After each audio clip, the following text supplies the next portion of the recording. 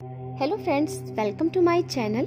आज मैं आपके लिए लेकर आई हूँ शिव महापुराण की एक ऐसी कथा जिसको सुनकर बड़े से बड़े पाप दूर हो जाते हैं। शिव महापुराण ऐसी पवित्र पुराण है जिसको सुनकर इंसान को शिव धाम की प्राप्ति होती है। अगर आप भी शिव भक्त हैं और शिव महापुराण की कथा सुनना चाहते हैं तो मेरे साथ बने रहिए। आज मैं आपको कहानी सुनाने वाली हूँ चंचला के पाप से भय एवं संसार से वैराग्य।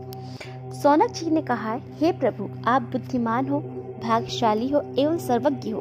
आपकी कृपा से मैं भी बाबा कृतार्थ हूँ, क्योंकि इस इतिहास को सुनकर मेरा मन अत्यंत प्रसन्न हुआ। अतः अब आप मुझ पर कृपा करके प्रेम वर्धनी और मोक्षदानी शिव कथा का विस्तार पूर्वक कहिए। श्री सूत जी बोले, हे सौनक, तुम शिव भक्त हो और वेद ज्ञाता भी हो, इसीलिए मैं उस गुप्त कथा को तुम्हें सुनाता हूँ। सुनो। समुद्र के निकट एक वर्षाकाल नाम का ग्राम था। वहाँ वैदिक धर्म को त्याग कर महापापी जन निवास किया करते थे। वे बड़े दुष्ट थे, जिनकी आत्मा दुर्विषयी थी, शस्त्रधारी थी, पर स्त्री भोगी थी, छल कपटी थे, और वो लोग खेती करने वाले थे। ज्ञान, वैराग एवं सद्धर्म को वो जानते ही नहीं थे। उन सब की स्त्रियां भी स्वेच्छाचारिणी, कुटिला, पाप परायण, दुर्बुद्धि, व्यभिचारिणी थी। जिस प्रकार दुर्जनों से पूर्ण उस वर्षाकाल गांव में एक बिंदु नाम का अधम ब्राह्मण भी रहता था। उस दुरात्मा और वो महापापी भी था। वह सुधर्मणी चंचला नाम की अपनी पत्नी को त्याग कर वैश्यागामी हो गया। उसकी पत्नी चंचला नाम पीड़ित होकर पहले से तो अपने धर्म के भय से कलेश सहती रही, परंतु जब वह युवती हुई तो काम पीड़ा न सह सकी। इस कारण उसने भी अपना धर्म त्याग दिया और व्यभिचारिणी हो गई। एक बार बिंदुक ने काम पीड़ित अपनी पत्नी को किसी अन्य पुरुष के साथ देख लिया। तब तो वह क्रोध में भरकर उस पर बड़े वेग से दौड़ा। उससे आते देख वह पुरुष कपट करके वहां से भाग गया, लेकिन उसने अपनी स्त्री को पकड़ लिया और उस दुष्ट चैत्य को खूब घूसे जमाए। जब वह अपने पति से पिट चुकी थी तो उसे भी क्रोध आ गया और वह निर्भय होकर बोली। पति से कहा उसने, तुम्हें अपना विचार नहीं कि तुम भी तो मुझ नवयुवन पति सेवा परायण पत्नी को छोड़कर वैश्यागामी हो गए हो। यदि पत्नी रूपवती हो, काम से व्याकुल हो और उससे पति का विहार प्राप्त न हो तो उसकी क्या दशा होगी? उत्तर दो।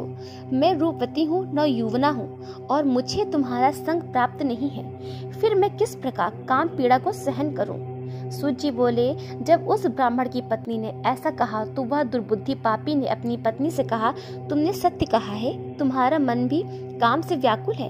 हे कांते, अब मैं तुम्हारे मन की बात कहता हूँ, अतः उसे तुम निर्भय होकर सुनो।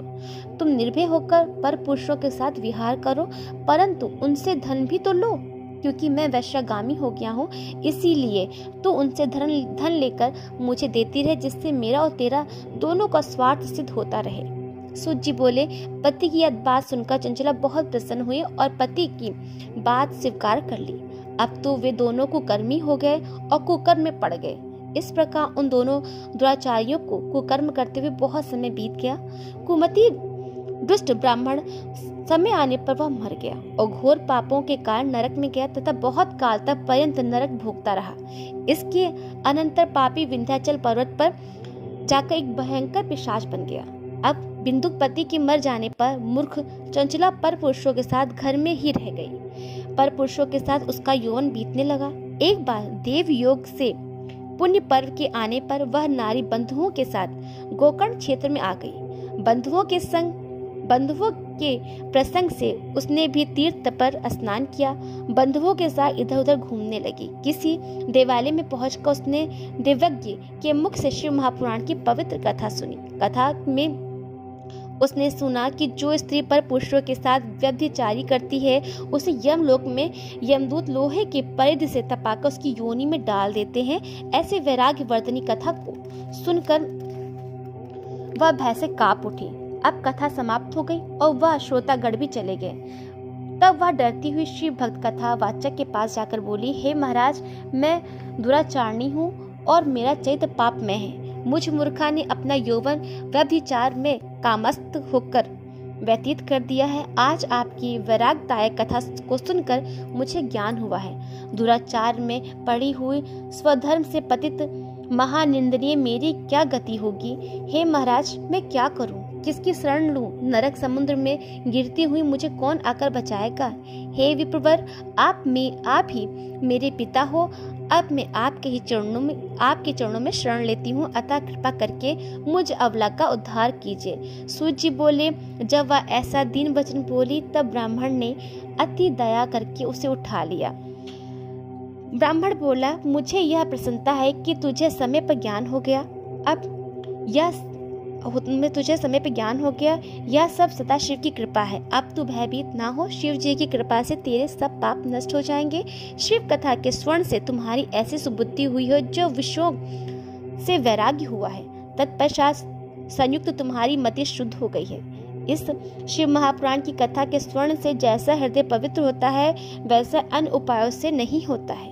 हृदय में पवित्र हो जाने पर शिव पार्वती जी उसके हृदय में जाकर विराजमान हो जाते हैं। तब वह शुद्धात्मा शिव के परम पद को प्राप्त होता है। इसीलिए सभी वर्ण इस कथा को सुने, क्योंकि स्वयं शिव जी ने इसकी रचना की है। बहुत से पापी इस कथा को स्वर्ण से शिव का ध्यान पाकर पश्चाताप करते हुए सिद्धि प्राप्त कर चुके हैं। स्वर्ण से सब प्रकार के मंगल होते हैं। शिव कथा को हृदय से मनन करने से सदा के लिए हृदय पवित्र हो जाता है। शिव भक्ति से विमुख माया मोह में पड़े हुए मनुष्यों को बिना पूछ का पशु का हो जाना चाहिए। वह कभी संसार बंधन से मुक्त नहीं होता। इसलिए हे ब्राह्मणी, तू ही परम पवित्र कथा को सुनकर विषयों से मन को हटा ले। शंकर भगवान की कथा के स्वर्ण से तेरा हृदय पवित्र हो जाएगा। तब तुझे मुक्ति की प्राप्ति होगी। सूत जी बोले। यह कहकर दयालु ब्राह्मण शिव ध्यान में मग्न हो गए और वो मौन हो गए। तब चंचला प्रसन्नचित होकर आंखों से आंसू बहाती हुई हाथ जोड़कर ब्राह्मण के चरणों में गिर पड़ी और कहने लगी, हे भगवान, आपने मुझे कृतार्थ कर दिया है। फिर चरणों में से उसे उठाकर परम शांति से गदगद होकर ब्राह्मण से वैराग्य युक्त वचन बोली, हे शिव भक्त, आप धन हैं, परोपकार परायण हैं, श्रेष्ठ जनों में वर्णनीय हैं। हे साधु, मैं नरक रूपी समुद्र में गिर रही हूँ, मेरा उद्धार करो। शिव महापुराण की कथा अर्थ युक्त सुनकर मैं विषय से विरक्त हो चुकी हूँ। अब मुझे इस पुराण को सुनने की इच्छा है। सूत जी बोले। शिव महापुराण सुनने की इच्छा से वह ब्राह्मणी वही द्विजवर की सेवा में रहने लगी। वह उनकी कृपा पाकर हाथ जोड़े सदैव उपस्थित रहती थी। इसकी रुचि देखकर पंडित जी उससे शिव पुराण की कथा सुनाने लगे। इस प्रकार उस महाक्षेत्र में श्रेष्ठ ब्राह्मण ने शिव महापुराण को उत्तम कथा उसने सुनी। भक्ति, ज्ञान, वैराग वर्धनी एवं मुक्तिदायिनी कथा को सुनकर वह कृतार्थ हो गई। शिव की कृपा से शिव रूप का ध्यान उसने प्राप्त कर लिया। वह नित्य प्रति तीर्थ जल में स्नान करती, जटा तथा कल्ब धारण करती, सारे अंगों पर भस्म रमाए रहती, रुद्राक्ष पहनती, वाणी का संयम एवं थोड़ा आहार करके गुरु उपदेश के द्वारा शिव नाम का जाप करते हुए उसने शिव को प्रसन्न कर लिया। इस प्रकार शिव जी का ध्यान रखते हुए चंचला ने बहुत से काल व्यतीत कर दिया। समय के पूरा होने पर भक्ति, ज्ञान, वैराग्य से युक्त इससे बिना ही कष्ट के उसने देह छोड़ दिया अपना। तब शिवगणों से संयुक्त एक शोभ्यमान दिव्य विमान स्वयं शिव ने वहां भेजा। शिवगणों ने इसे तुरंत विमान पर चढ़ा लिया और उस दिव्य अंगों वाली दिव्य भूषण पहने स्त्री ने शिवपुरी में त्रिलोचन महादेव जी का दर्शन किया। शिव करोड़ सूर्य के समान है और गणेश, भृंगी, नंदीश्वर, वीरभद्र आदि उनकी उपासना कर रहे थे। वे महादेव नीलकंठ, पंचमुख, त्रिलोचन, चंद्रशेखर रूप से उसने दर्शन किए, जिसके वाम अंग में विद्युत के समान गौरा जी विराजमान थे। कपूर के समान गौर सर्व अलंकार से विभूषित, श्वेत भस्म रमाए, श्वेत वस्त्रधारी गौरी शंकर का दर्शन कर चंचला बहुत प्रसन्न होकर उन्हें बारंबार प्रणाम करने लगी। शिव पार्वती जी ने तो उस चंचला को दिव्य रूप देकर अपनी सखी बना लिया। वह परम सुखी हो गई। वह ज्योति स्वरूप सनातन लोक में उसने निवास प्राप्त किया। शौनक जी बोले, हे सूत जी, आप धन्य हैं, आपने हमें अद्भुत कथा सुनाई है। अब कृपा करके यह बतलाइए कि चंचला ने सदगति प्राप्त करके क्या किया और उसके पति का क्या हुआ। सूत जी बोले, चंचला एक दिन पार्वती जी के पास जाकर हाथ जोड़कर स्तुति करने लगी। हे पार्वती जी, आप स्कंद माता हैं, सब सुखों को देने वाली हैं। आप प्रकृति सूक्ष्मा, सच्चिदानंद रूपा, सद्गुण ब्रह्मा आदि देवों में श्रेष्ठ हो, सृष्टि स्थिति प्रलय कारणी हो, दूसरा लय हो, तीनों देवों की परम प्रतिष्ठा करने वाली हो। चंचला इस प्रकार पार्वती जी की स्तुति करने लगी। प्रेम आंसू बहाती हुई नतमस्तक होकर मौन हो गई। तब भक्त वत्सला शंकर प्रिया पार्वती जी ने प्रसन्न होकर चंचला से कहा, हे सखी चंचले, मैं तेरी स्तुति से बहुत प्रसन्न हूँ, तू वर मांगो। चंचला मस्तक झुकाते हुए बोली, मुझे अपने पति का कुछ हाल मालूम नहीं है कि अब वो कहाँ है, सो मुझे उसे मुक्त कराने की कृपा करें। हे दीन वत्सले महादेवी, वह महापापी मुझसे पहले मरा, सो न जाने किस गति को प्राप्त हुआ होगा।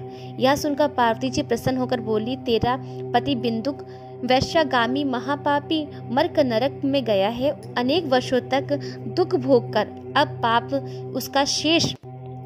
पाप शेष से वह पापी विंध्याचल पर्वत पर पिशाच हो गया है। वह वहाँ वायु भोजी अनेक दुख भोग रहा है। सूत जी बोले, पार्वती जी के वचन सुनकर चंचला पति के दुख से बहुत दुखी हुई। कुछ धैर्य धरकर पार्वती जी को प्रणाम करके दुखी मन से वह बोली, हे देवी, कृपा करके दुष्ट पापी मेरे पति का उद्धार करो। किस प्रयत्न से उस पापी को सदगति होगी, कृपा करके मुझसे बताइए। सूत जी बोले, ऐसा वचन सुनकर श्री पार्वती जी ने चंचला से कहा, यदि तुम्हारा पति शिव महापुराण की कथा सुने तो उसे अवश्य सदगति प्राप्त हो जाएगी। गौरी जी के ऐसे वचन सुनकर चंचला बारंबार प्रणाम करने लगी और अपने पति के समस्त पापों को छुड़ाने के लिए निमित्त एवं सदगति प्राप्त करने के लिए उसने शिव कथा कहने के लिए प्रार्थना की। कृपालु पार्वती जी को दया आ गई। तब उन्होंने शिव कीर्ति गायक करने वाले तुम्बुरु गण को बुलाकर कहा, हे तुम्बुरु, तुम मेरा वचन मानकर इस स्त्री के साथ शीघ्र ही विंध्याचल जाओ और इससे तुम्हारा कल्याण होगा। वहाँ एक भयंकर पिशाच रहता है। वह पूर्व जन्म में बिंदु नामक ब्राह्मण मेरी इस सखी का पति था। वह दुष्ट वैश्यागामी, स्नान, संध्या क्रिया आदि हीन, अद्भुत, क्रोधी, दुर्भक्षी, व्यभिचारी और स्वजनों से द्वेष रखने वाला था। अनेक वैश्या संग में पड़कर सत्कर्मों को उसने अपना नष्ट कर दिया है। धन के लोभ में अपनी पत्नी को भी वैश्या बनाकर जीवन पर्यंत दुराचार करता रहा। अंत में जब मरा, यमलोक में उसे घोर नरक में डाला गया। उस पापी ने वहां बहुत यम यातनाएं भोगी हैं। अब वह विंध्याचल पर पिशाच होकर अपने पापों का फल भोग रहा है।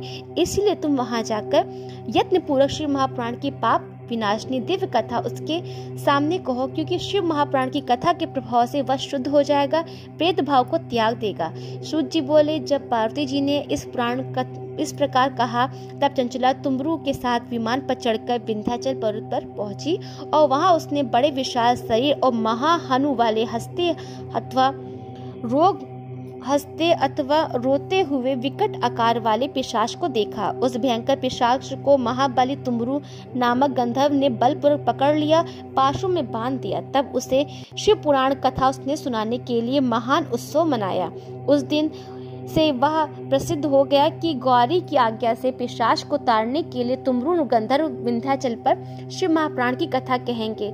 सब लोगों में महान कोलाहल हो गया। कथा सुनने के लिए वहां भारी समाज एकत्रित हो गया। सभी की कथा पर बड़ी रुचि थी। पाशों से बंधे हुए पिशाचों को वहां लाया गया और बैठा दिया गया। तब तुम्बुरु हाथ में वीणा लेकर शिव कथा का कीर्तन करने लगे। पहली संहिता से लेकर 7वीं संहिता तक महात्मा सहित उसने शिव महापुराण की कथा सुनाई। तो समस्त श्वेतागण उस 7 संहिता वाले शिव महापुराण को सुनकर सब पापों से मुक्त हो गए और उस ब्राह्मण ने पिशाच सहित त्याग दिया और दिव्य रूप प्राप्त कर लिया। तब उसकी पत्नी को देखकर समस्त देवर्षि विस्मित एवं आनंदित हुए और प्रसन्न होकर शिव यश गान करते हुए अपने अपने लोकों को चले गए। तत्पश्चात बिंदुक भी अपनी पत्नी सहित विमान पर बैठकर तुम्बुरु के साथ शिव गुणगान करता हुआ शिव लोक गया। तब भगवान शंकर ने पार्वती सहित उसका बड़ा आदर किया और उसे अपना गढ़ बना लिया। जो कोई इस पवित्र कथा को श्रद्धा पूर्वक सुनता है एवं कीर्तन करता है वह इस लोक में सुख को भोग कर अंत में मुक्ति को प्राप्त करता है। अगर आपको ये मेरी कथा अच्छी लगी हो तो प्लीज़ मेरे चैनल को लाइक करिएगा, शेयर करिएगा और सब्सक्राइब करना ना भूलिएगा। और हाँ, बेल आइकन को दबाना ना भूलिएगा, इससे आपको नोटिफिकेशन मिलती रहेगी।